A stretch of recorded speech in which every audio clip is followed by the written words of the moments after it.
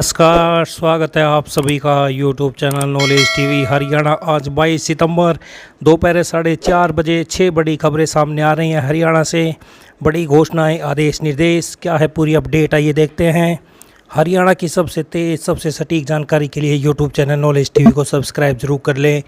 तो आइए देखते हैं दोपहर 4:30 बजे की 6 बड़ी खबरें, घोषणा, आदेश, निर्देश। पहली बड़ी घोषणा, गोलक चीका विधानसभा में आयोजित नॉन स्टॉप विकास भाजपा पर विकास जन आशीर्वाद रैली में शनिवार को मुख्यमंत्री नायब सिंह सैनी ने बड़ा ऐलान किया। उन्होंने कहा कि सरकार बनते ही पहले सत्र में पट्टेदारों को पंचायत की ज़मीनें नाम कर दी जाएंगी। सीएम सैनी ने यह भी घोषणा की कि पंचायत की ज़मीन पर बसे घरों को भी उनके मालिकों के नाम कर दिया जाएगा।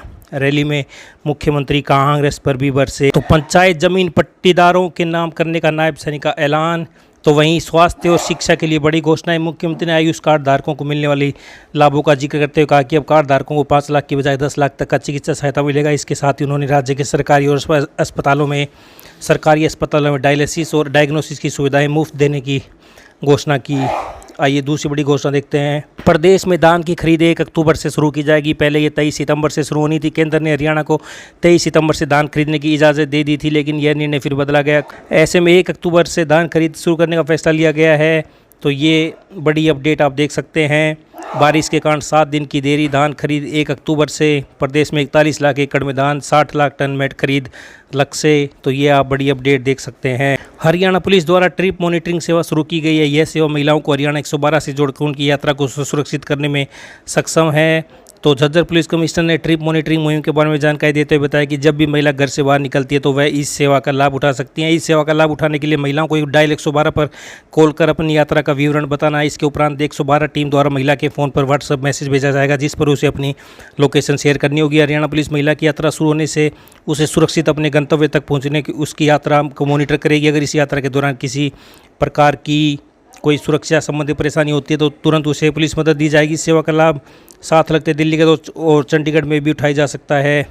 तो सफ़र करते समय या मार्केट जाते समय युवतियां या महिलाएं ऑटो या ट्रांसपोर्ट के अन्य साधनों में बैठते अपने घर पर अपने परिचितों से मोबाइल कॉल पर बात करती हैं और उन्हें अपनी यात्रा के बारे में बताती थी, परंतु अब महिलाओं को यात्रा को पुलिस मॉनिटर करेगी ताकि इस दौरान उनके साथ किसी प्रकार कोई अपराध घटित न हो। तो ये बड़ी अपडेट शुरू की ट्रिप मॉनिटरिंग सेवा। आइए बोलिए अगली बड़ी घोषणा देखते हैं। सरकारी और प्राइवेट स्कूलों में पढ़ने वाले विद्यार्थियों के लिए अब अपार आईडी बनाई जाएगी। अपार आईडी बनने से विद्यार्थियों को देश के किसी भी कोने में दाखिला लेने में परेशानियों का सामना नहीं करना पड़ेगा। भारत सरकार के शिक्षा मंत्रालय ने यह कदम उठाया। विद्यार्थियों के आधार कार्ड की तरह अपार आईडी बनेगी। 12 अंकों का यूनिक आईडी विद्यार्थियों की शैक्षणिक प्रगति को ट्रैक करने में मदद करेगा। अपार आईडी को बनाने का मुख्य उद्देश्य यह है कि सरकारी और प्राइवेट स्कूलों में ड्रॉप आउट को कम करना और विद्यार्थियों की सुरक्षा के लिए आईडी बनने पर विद्यार्थियों को देश के किसी भी कोने में ट्रैक किया जा सकता है। यह एक राष्ट्र एक छात्र आईडी के रूप में काम करेगी, जिसे automated permanent academic account registry अपार का नाम दिया गया है। तो प्रमाण पत्र और अन्य शैक्षणिक उपलब्धियां शामिल होंगी। शिक्षा विभाग से मिली जानकारी के अनुसार अपार आईडी कक्षा 1 से 12वीं कक्षा तक के विद्यार्थियों की बनाई। अपार आईडी में विद्यार्थी के अंक, प्रमाण पत्र, अन्य शैक्षणिक उपलब्धियां शामिल होंगी। इस आईडी को डिजी लॉकर से जोड़ा जाएगा, जिससे विद्यार्थी सभी शैक्षणिक रिकॉर्ड को एक स्थान पर रख सकेंगे। तो ये अब बड़ी अपडेट सामने आ रही है। आधार कार्ड की 10 पर पहले से 12वीं कक्षा के छात्रों की बनेगी अपार आईडी। आइए अगली बड़ी खबर देखते हैं। चुनाव रैलियों में स्कूल व कॉलेजों के मैदानों का नहीं किया जा सकेगा इस्तेमाल। पंजाब एवं हरियाणा उच्च न्यायालय द्वारा इस मुद्दे पर लगा रखा निषेध। स्टार प्रचारकों को भी चुनाव आचार संहिता करनी होगी पालन। हरियाणा के मुख्य निर्वाचन अधिकारी ने कहा कि चुनाव रैलियों के लिए राजनीतिक पार्टियों व चुनाव लड़ रहे उम्मीदवारों को स्कूल व कॉलेजों में खेल के मैदान का उपयोग करने की चुनाव आयोग से अनुमति नहीं होगी। मुख्य निर्वाचन अधिकारी ने कहा कि स्टार प्रचारकों द्वारा भी चुनाव आचार संहिता का सख्ती से पालन किया जाना चाहिए। चुनाव आयोग ने मुख्य निर्वाचन अधिकारी और जिला निर्वाचन अधिकारियों द्वारा चुनाव आचार संहिता उल्लंघन के मामलों की निगरानी करने के लिए रजिस्टर लगाना अनिवार्य किया है। तो ये बड़ी अपडेट आई। अगली बड़ी खबर देखते हैं। कांग्रेस ने साफ कर दिया है कि वे नौकरियां बेचेंगे। नायब सैनी, मुख्यमंत्री नायब सैनी, कार्यवाहक मुख्यमंत्री नायब सैनी ने कहा कि कांग्रेस का घोषणा पत्र झूठ का पुलिंदा है। यही घोषणा पत्र हिमाचल प्रदेश, कर्नाटक में, तेलंगाना में लागू कर चुके हैं।